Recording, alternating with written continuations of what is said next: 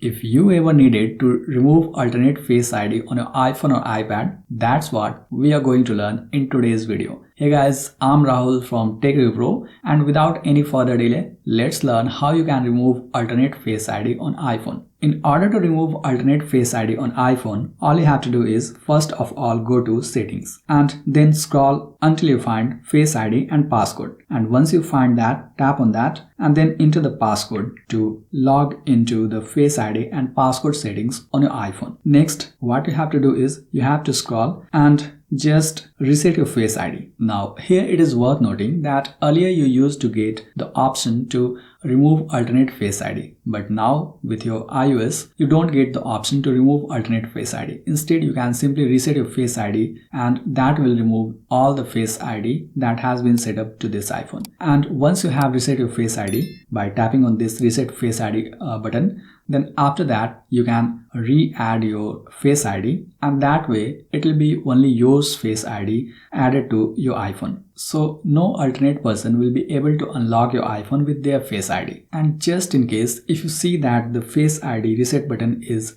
grayed out, then that's because stolen devices protection is enabled on this iPhone, and you'll have to turn off stolen device protection on your iPhone, and after that you'll be able to reset your Face ID. And by the way, if you want to learn how to turn off stolen device protection on your iPhone, make sure you tap here to watch this video. Thanks for watching.